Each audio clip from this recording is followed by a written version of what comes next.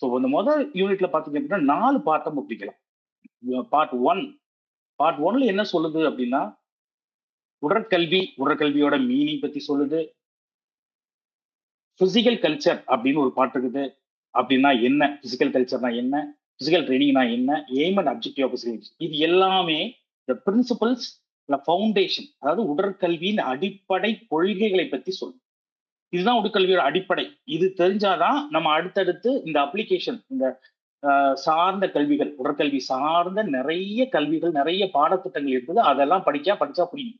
எதுக்காக படிக்க போறோம், என்ன காரணத்துக்காக படிக்க போறோம், எந்த விதமான குழந்தைகள் நம்ம உருவாக்க போறோம், இது எல்லாமே இந்த பிரின்சிபல்ஸ்லயும் இந்த கொள்கைகள்லையும் தெளிவா சொல்லிடுறாங்க. இந்த 4 பாயிண்ட் தான். Meaning of physical education, physical கல்ச்சர்னா என்ன, பிசிக்கல் ட்ரைனிங்னா என்ன. இதுக்கு ஒரு எவாலுவேஷன், ஒரு பரிணாம வளர்ச்சி இருக்கு. இந்த உடற்கல்விக்கு ஒரு பரிணாம வளர்ச்சி இருக்கு. இந்த பிசிக்கல் எஜுகேஷன்ங்கிற பேரு எப்படி வந்துச்சு அப்படின்னா, ஒரு 1800கள்ல இதை என்ன சொல்றாங்க அப்படின்னா, இந்த மக்கள் த்ரோட் வேர்ல்டு, உலகம் ஃபுல்லாவே அது ஒவ்வொரு கண்ட்ரிலையும் ஒவ்வொரு மாதிரி பண்ணிருப்பாங்க. பட் காமனா என்ன சொல்றாங்கன்னா, ஜிம்னாஸ்டிக்ஸ்ங்கிற பேர்ல தான் வந்து உடற்கல்வியை வந்து கொண்டு போயிருக்காங்க மக்கள்கிட்ட. ஜிம்னாஸ்டிக் பயிற்சிகள் ரெகுலரா எடுக்கிறவங்க அவங்களோட உடல் வலிமை பெற்று இந்த சமுதாயத்துக்கு நல்ல ஒரு குடிமக்களா இருக்க முடியும் அப்படிங்கிற மாதிரி பண்ணாங்க. அப்புறம் 1820கள் என்ன பண்றாங்க அப்படின்னா, இது வந்து ஹைஜீனிக் ட்ரைனிங்.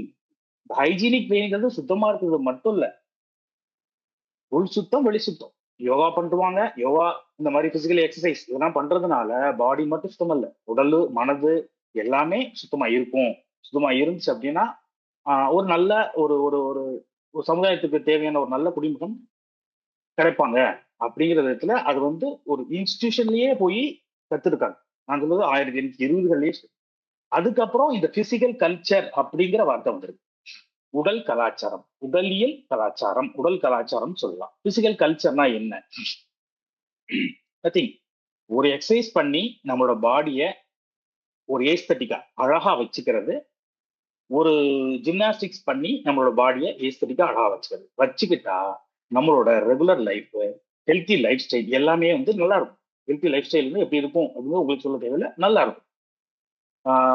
அதுக்கப்புறம் அது வந்து அப்படியே டிரான்ஸ்ஃபார்மேஷன் ஆகி பிசிக்கல் ட்ரைனிங்கா மாறுது. ஒரு 1900 என்ன மாறுது அப்படின்னா, பிசிக்கல் ட்ரைனிங், ட்ரில் மாஸ்டர்னு சொல்லுவோம்.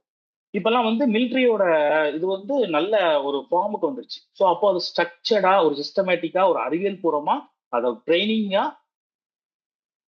மக்களுக்கு கொடுத்து அதை மாத்துறாங்க. நம்ம அது பின்னாடி வரக்கூடிய விஷயங்கள்ல நிறைய பார்ப்போம். பிசிக்கல் ட்ரைனிங்னா என்ன, அது எந்தெந்த இடத்துல எப்படி பண்ணுறது பின்னாடியே ஒரு விஷயம் பார்ப்போம். பட் இதுதான் அது எவாலுவேஷன், அந்த பரிணாம வளர்ச்சி. ஜிம்னாஸ்டிக்ஸ் ஆரம்பிச்சு பிசிக்கல் ட்ரைனிங் வரைக்கும் இருக்குது. அதுக்கப்புறம் 1920க்கு அப்புறம் நிறைய மாற்றங்கள் நடக்குது. இந்த விஷயங்களை வந்து புக் பண்றாங்க. இப்போ 1920ல ஒரு சம்பவம் நடக்குது தெரியும். இந்தியாவில வந்து ஒய்எம்சிஏ ஹச்சி பக்னு சொல்லிட்டு ஒருத்தர் ஆரம்பிச்சார். அப்போ இது வந்து என்ன ஆகுது அப்படின்னா, ஒரு ஒரு சிஸ்டமேட்டிக்கா ஒரு புக்ல வருது, ஒரு பிளாக் அண்ட் ஒயிட்ல வர்ற மாதிரி மாறுது. அப்போ பிசிக்கல் எஜுகேஷன் அப்படின்னு ஒரு ஒரு ஒரு டேர்ம்ல வந்து அதை வந்து நோட் பண்றாங்க, குறிப்பிடுறாங்க. அதுக்கப்புறம் என்ன ஆகுது, இப்போ கரண்ட்ல இந்த கான்டெம்பரரி சொசைட்டில இதை வந்து அப்படியே மாத்தி மூவ்மெண்ட் சயின்சஸ் அப்படின்னு பாக்குறாங்க. இயக்க அறிவியல், நிறைய அறிவியல் சார்ந்த விஷயங்கள், நிறைய அறிவியல் சார்ந்த கல்வி கொள்கைகள்லாம் நம்மளோட உடற்கல்வி துறையில வந்து அப்ளை பண்றதுனால இது வந்து ஒரு பியூர்லி சயின்ஸ் சப்ஜெக்டா மாறிச்சு. ஸோ மூவ்மெண்ட் சயின்ஸ் எவ்வளோ அனலிட்டிக்கல் பண்ணி, எவ்வளோ விஷயங்கள் மூவ்மெண்ட்டை அனலைஸ் பண்ணி ஸோ போய்கிட்டே இருக்குது. ஸோ அதனால இது மூவ்மெண்ட் சயின்ஸ் அப்படின்னு பார்த்தாங்க.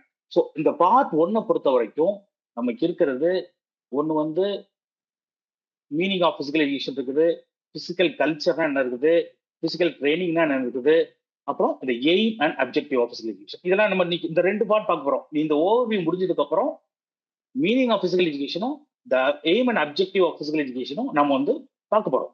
ஸோ அதனால இந்த விஷயங்களை நம்ம ஸ்கிரிபிள் பண்ணாம இருந்தால் நல்லா இருக்கும். ஏன்னா என்னால வந்து அதை இது பண்ண முடியாது, ஸ்கிரிபிள் பண்ணாம இருக்கேன்.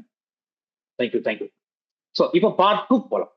பார்ட் 2 என்ன ஆகுது, history of physical education. Physical education in ancient Greece, Sparta and Athens, including India போட்டிருக்கேன். சிலபஸ்ல இல்லை, நான் இன்க்ளூடிங் இந்தியா போட்டிருக்கேன். நம்ம அதையும் கத்துக்க போறோம்.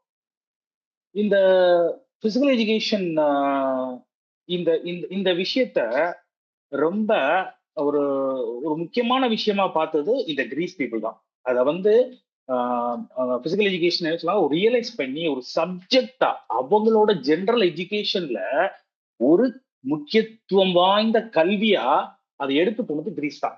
ஏன் அப்படி அவங்க எடுத்து போறாங்க? அதோட காரணங்கள் என்ன? அது பின் பேக்ரவுண்ட் என்ன இருக்குது அப்படின்னா, அவங்களுக்கு வந்து மிலிட்ரி ஃபோர்ஸ் ரொம்ப இம்பார்ட்டன்ட். ஏன்னா பக்கத்துல இருக்க மாகாணங்கள், அவங்க வந்து கிரீஸ் பாத்தீங்கன்னா நிறைய மாகாணங்களா இருக்கும். அதுல ஸ்பார்ட்டாவும் ஏதென்ஸும் ரொம்ப முக்கியமானவங்க.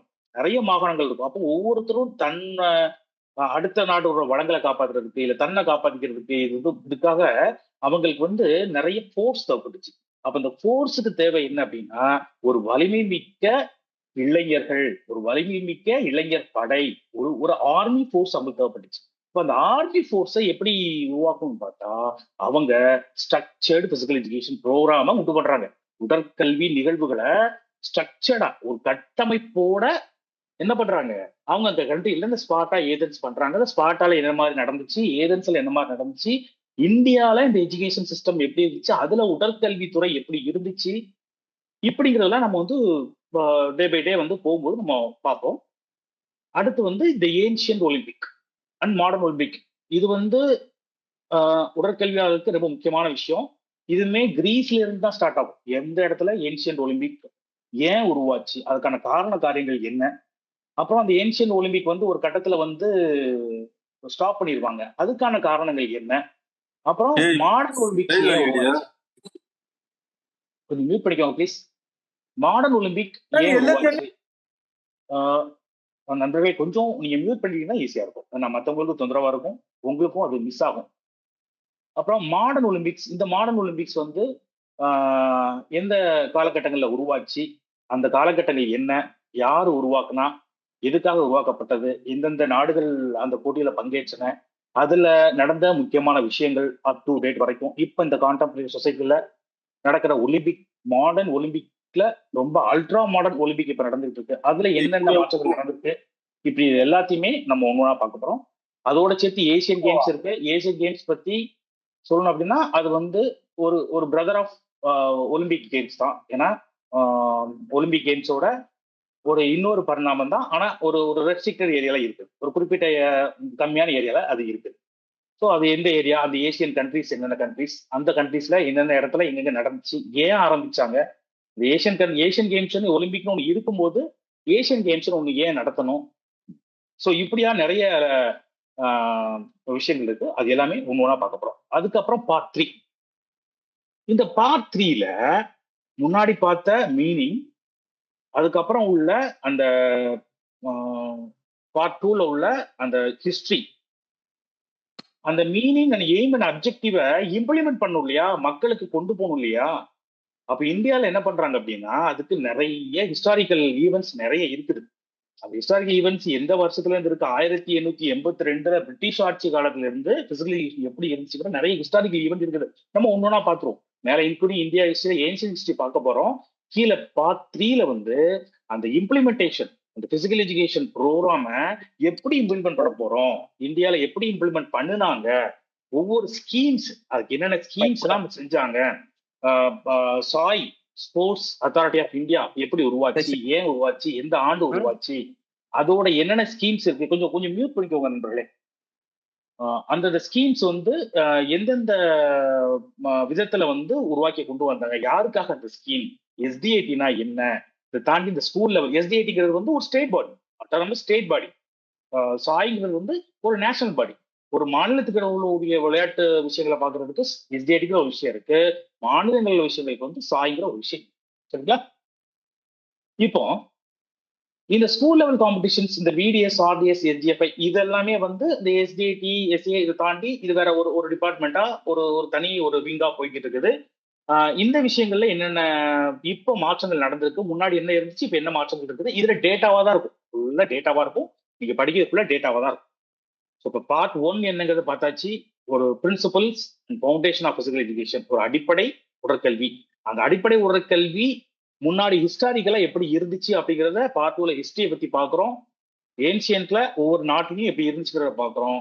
அதெல்லாம் வந்து ஒரு ஒருமைப்படுத்தி உடற்கல்வியை வந்து ஒரு ஸ்ட்ரக்சர்டா, ஒரு சிலபஸா, ஒரு ஆர்கனைசேஷனா பார்ட் த்ரீல வந்து அழகா ஸ்கீமா இந்தியா எப்படி எடுத்து போகுது. இதுல நிறைய இருக்கு. நம்ம சாய்னு ரொம்ப குறிப்பிட்டு கொடுத்துட்டாங்க.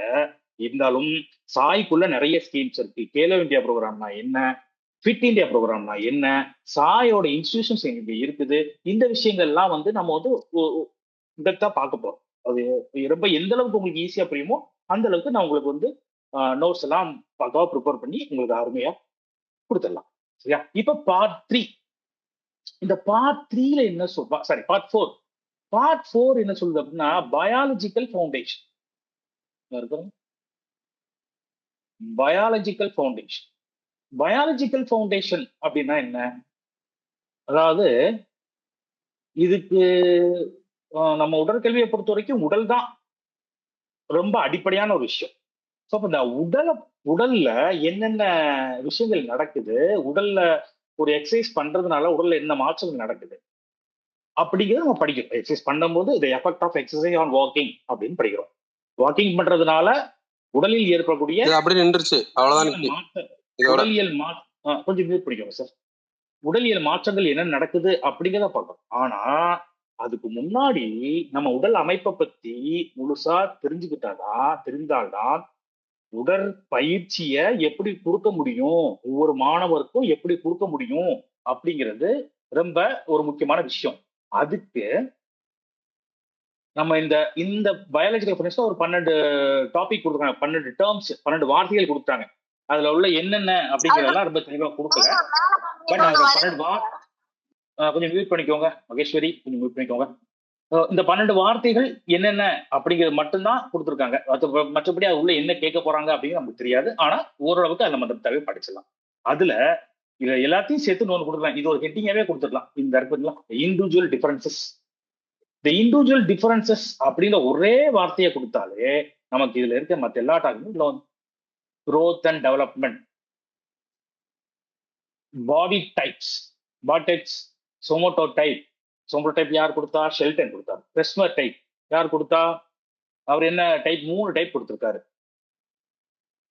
பைக்னிக் டைப், ஏஸ்தட்டிக் அண்ட் அத்லட்டிக்னு ஒரு 3 டைப் கொடுத்திருக்காரு. சுமாட்டிக் டைப், எண்டோமார்ப், எக்டோமார்ப், மீசோமார்ப் 3 டைப் கொடுத்திருக்காரு. அந்த 3 டைப் பாடியும் எப்படி வேறுபடுது, ஒருத்தரோட பாடி டைப் இன்னொருத்தரோட பாடி டைப் இன்னொருத்தரோட பாடி டைப் எப்படி வேறுபடுது, இதனால நம்ம உடற்கல்விக்கு என்ன பயன்? ஒரு டேலண்ட் ஐடென்டிஃபை பண்றதுக்கு நம்ம பேட்டரி டெஸ்ட் எடுக்கிறோம். அந்த பேட்டரி டெஸ்ட் எடுக்கிறதுக்கு முன்னாடியே ஒரு பள்ளிக்குள்ள போகணும் அப்படின்னா, ஒரு ஸ்கூலுக்குள்ள போகணும் அப்படின்னா, மாணவர்களை வரிசையை நிக்க வச்சு விஷன் மூலமாவே அவங்க என்ன மாதிரி பாடி டைப் இருக்காங்கன்னு பார்த்து நம்ம வந்து செலக்ட் பண்றோம். ஸோ செலக்ட் பண்றதுக்கு இந்த பாடி டைப்ஸுங்கிற இந்த பிரின்சிபல்ஸை நம்ம வந்து யூஸ் பண்றோம். சரிங்களா? அதுல வந்து ஷெல்டன் பாடி டைப்னா என்ன, கிறிஸ்மல் பாடி டைப்ங்கிறது என்னங்களாம் நம்ம டீடைலா பார்ப்போம். அப்புறம் growth and development. இந்த growth and developmentல ரொம்ப முக்கியம். ஒரு குழந்தை ரெடிமெட்ரி டெவலப்மெண்ட் சொல்லுவாங்க, ரெடிமெட்ரி மூவ்மெண்ட் சொல்லுவாங்க. ஒரு குழந்தை பிறந்த உடனே என்ன பண்ணும்? கிரால் பண்ணும், ஊந்து போகும், உருளும், எழுந்து நிற்கும், கவலும், நடக்கும். இந்த மாதிரி விஷயங்கள்லாம் இருக்கையா, இந்த மாதிரி விஷயங்கள்ல இருந்து நடந்து ஓடி அடுத்த லெவல் போற வரைக்கும் இந்த growth and development பத்தி நம்ம முழுசா படிக்கணும்.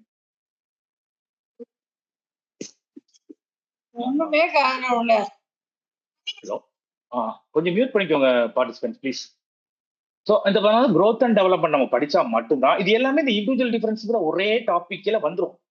இண்டிவிஜுவல் டிஃபரன்ஸ் என்ன? ஒவ்வொரு தனி மனிதருக்குள்ள ஒவ்வொரு மனிதன் தனி யூனிக், ஒவ்வொரு தனித்தன்மை உள்ளவன். அப்ப அந்த இண்டிவிஜுவல் டிஃபரன்சஸ் எதெல்லாம் இருக்குது? இதுல இருக்கு. சொமோட்டோ டைப், இந்த பாடி டைப்ல இருக்கா டிஃபரன்சஸ் இருக்கு, பார்த்துருக்கு.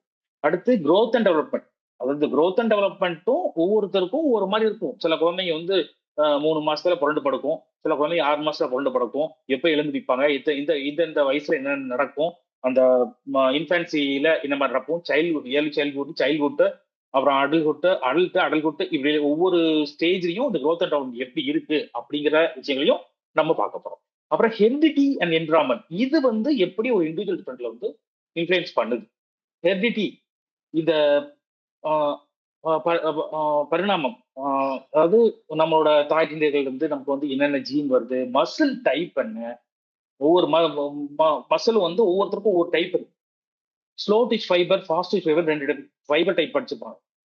அந்த ஸ்லோ டிச் ஃபைபர் யாருக்கு இருக்கு, ஃபாஸ்ட் டிச் ஃபைபர் யாருக்கு இருக்கு, அப்ப அவங்க எந்த ஆக்டிவிட்டில வந்து இன்வால்வ் ஆக முடியும்.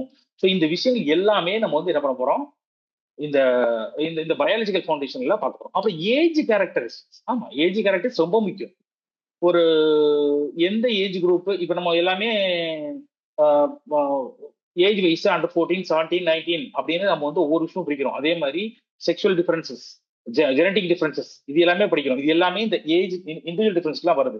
அந்தந்த குழந்தைகளுக்கு ஏற்ற மாதிரி, அந்தந்த ஏஜுக்கு ஏற்ற மாதிரி நம்ம வந்து எப்படி ஃபிட்னஸ் ப்ரோக்ராம் ஃபிக்ஸ் பண்ண போறோம், என்ன மாதிரி டெஸ்ட், என்ன மாதிரி டேலண்ட் இருக்கு அப்படிங்கிறத பிளான் பண்ணி ஸ்போர்ட்ஸ் ப்ரோக்ராம், ஃபிட்னஸ் ப்ரோக்ராம் எல்லாமே இதை பேஸ் பண்ணி தான் பார்ப்போம். மசில் டோன், இந்த வார்த்தையை எது கொடுத்துருக்காங்க, அந்த இது அப்புறம் பேசலாம். பட் மசில் டோன்னா என்ன அப்படின்னா, நம்மளோட மசில் கான்ட்ராக்ஷன் ஆகும், ரிலாக்ஸ் ஆகும், அப்பதான் மூவ்மெண்ட் நடக்கும் இல்லைங்களா. நீங்க படிச்சிருப்பீங்க. அந்த கான்ட்ராக்ஷன் அண்ட் ரிலாக்ஸேஷன் எப்படி நடக்குது, மூவ்மெண்ட் பண்ணும்போது, ஒரு மூவ்மெண்ட் பண்ணும்போது எப்படி நடக்குது அப்படிங்கிறத muscle movement analysis, sliding filament theory பின்னாடி நிறைய வருது, அதில் பார்ப்போம். ஆனா இந்த மசில் டோன் அப்படின்னு சொல்லணும்னா, ரெஸ்ட்ல இருக்கும்போது நம்ம மசில் வந்து எப்படி, அங்கேயும் ஒரு ரிஃப்ளெக்ஸ் கான்ட்ராக்ட், ஒரு பாசிவ் பார்ஷியல் கான்ட்ராக்ஷன் நடக்கும், ஒரு ஒரு மறைமுகமா ஒரு கான்ட்ராக்ஷன் நடக்கும்.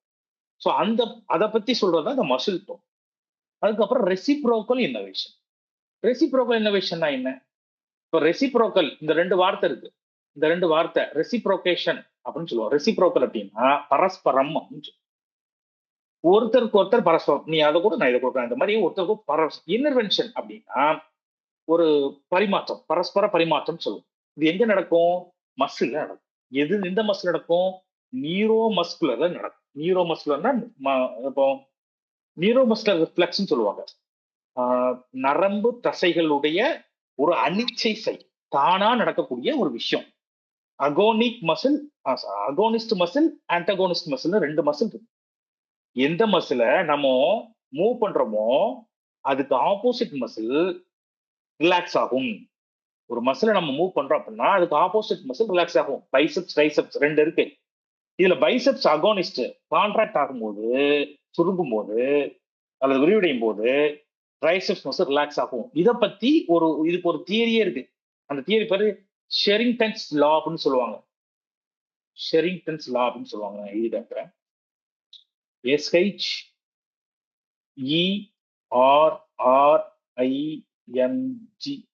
ஷெரிங்டன். அந்த மவுஸ்ல அதனால இப்படி இருக்குது. ஷெரிங்டன் லா அப்படின்னு சொல்லுவாங்க. லா, LAW, ஷெரிங்டன் லா அப்படின்னு சொல்லுவாங்க. அந்த ஷெரிங்டன் லா வந்து அந்த ஒரு சார்லஸ் ஷெரிங்டன் ஒருத்தர் இருக்காரு. அவர் தான் அந்த ரெசிப்ரோக்கல் இன்னோவேஷன்ங்கிற வார்த்தையை வந்து காயின் பண்ணவர். அது எதுக்காக காயின் பண்ணாரு, அது என்ன ரிசர்ச் பண்ணாரு, நம்ம அது இந்த டாபிக் பத்தி படிக்கும் போது. அப்புறம் வைட்டல் கெப்பாசிட்டி. வைட்டல் கெப்பாசிட்டி பத்தி உங்களுக்கு நான் தெரியும். நம்ம லங்ஸ் பத்தி படிக்கணும், அனாட்டமி லங்ஸ் பத்தி படிக்கணும்னா வைட்டல் கெப்பாசிட்டி படிக்காம படிச்சிருக்க மாட்டோம். ஸோ வைட்டல் கெப்பாசிட்டிங்கிறது வந்து ஒரு காம்பனன்ட், ஒரு ஒரு நம்ம உடம்புல நடக்கக்கூடிய முக்கியமான விஷயம். அது என்ன?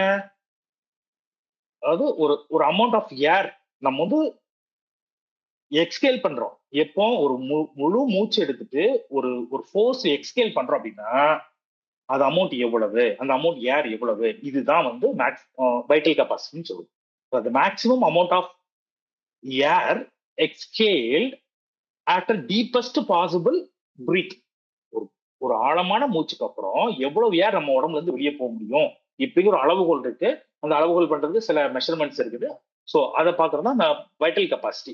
இதையும் பத்தி டீட்டெயில் பார்ப்போம். இந்த வைட்டல் கெப்பாசிட்டி பார்க்கும்போது அதோட காம்பனன்ட் வந்து IRVன்னு ஒன்று இருக்கு, அதாவது இன்ஸ்பிரேட்டரி ரிசர்வ் வால்யூம் ஒன்று இருக்கு, டைடல் வால்யூம் ஒன்று இருக்கு, அப்புறம் ERV எக்ஸ்பிரேட்டரி ரிசர்வ் வால்யூம் ஒன்று இருக்கு. இந்த மூணை பத்தியுமே நம்ம வந்து தெளிவா ஒன்னா வந்து நம்ம இந்த வைட்டல் கெப்பாசிட்டி பார்க்கும்போது பார்த்துருவோம். அது போக நம்ம லங்ஸோட அமைப்பு இதெல்லாம் வந்து பின்னாடி வர யூனிட்கள்ல வருது, அதையும் நம்ம பார்க்க போறோம். அப்புறம் இந்த ஏஜஸ், இந்த chronological age, physiological age, mental age. இந்த ஏஜ் ட்ரைனிங் ஏஜ்னு ஒன்று இருக்கு, ஸ்போர்ட்ஸ் ட்ரைனிங் ஏஜ்னே ஒன்று இருக்கு. இந்த குரோனாலஜிக்கல் ஏஜ் அப்படின்னா ஒண்ணு இல்ல, பெர்த்ல இருந்து இப்போ நம்ம என்ன ஏஜ், 40யா 40, 20யா 20 இயர்ஸ் ஓல்ட், இதான் இந்த குரோனாலஜிக்கல் ஏஜ். பிசியாலஜிக்கல் ஏஜ் அப்படின்னா இது பயாலஜிக்கல் ஏஜ்னு சொல்லுவாங்க.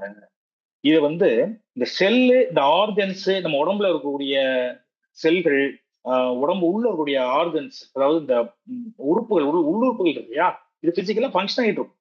இந்த ஃபங்க்ஷன் வந்து இந்த லைஃப் ஸ்டைல்னாலையும் நம்மளோட ஜெனட்டிக்னாலையும் என்விரான்மெண்ட்னாலையும் எப்படி மாற்றம் அடைஞ்சிருக்கு அப்படிங்கிறத பார்க்கறதுக்கு சில மெஷர்ஸ் இருக்கு. அதாவது டெக்னிக்கலா நம்ம என்னங்கிறத பின்னாடி பார்ப்போம்.